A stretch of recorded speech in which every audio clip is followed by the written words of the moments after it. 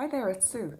I have today my 3 top tips for you for practicing mindfulness, which I hope will help you.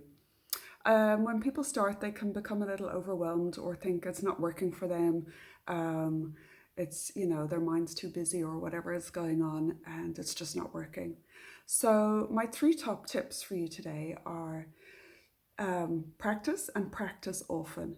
Don't wait for that situation to arise where you become so overwhelmed that you now impulsively react and you wonder why, because you know all the techniques and they just haven't worked for you.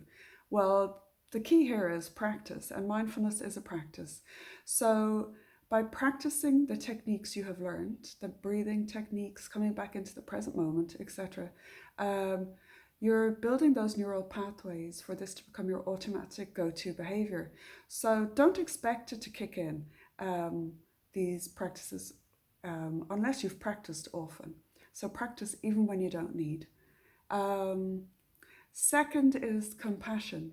Um, Practicing mindfulness is moment to moment awareness, being fully present in what you're doing right here, right now, mind and body unified in the present moment, um, without judgment and with compassion. So if you get irritated with yourself, that my mind's wandered, I can't stay in the present moment, my mind's too busy, I'm now acting impulsively, I'm getting stressed, these techniques aren't working. Well, you're criticizing yourself and you're judging yourself, and that is not exactly compassionate. So rather than getting irritated with yourself, because remember, mindfulness is a practice. The more you practice, the easier it becomes, the more effective it becomes. So if you're criticizing yourself, you're practicing judgment and non-compassion. So just think of yourself like either your best friend and speak to yourself in that same way, in a non-judgmental, non-critical way, or like your new little puppy dog who you want to encourage to train to do new habits. You're not going to berate and punish your little cute dog for not doing exactly what you want just when you've trained it. So treat yourself in that same kind, compassionate way when you're practicing mindfulness to start with. Um, the third thing is, often when we start something, we have high goals, which is really great, but our goals need to be achievable. Otherwise, we'll become despondent and just won't bother anymore and think it's not working.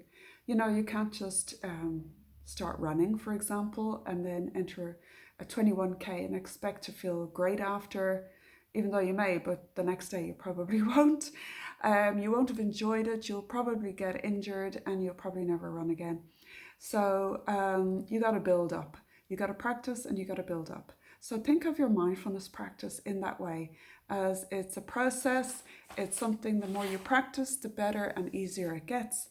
And start small. So even taking 3 mindful minutes per day, split up, where you can use an anchor point as your reference to remind yourself to practice mindful breathing, to come back into the present moment for 1 minute.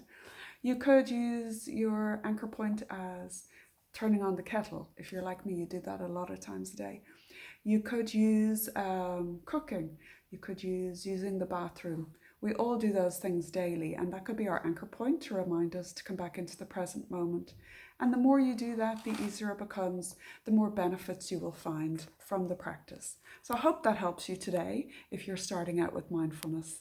Thanks for joining me.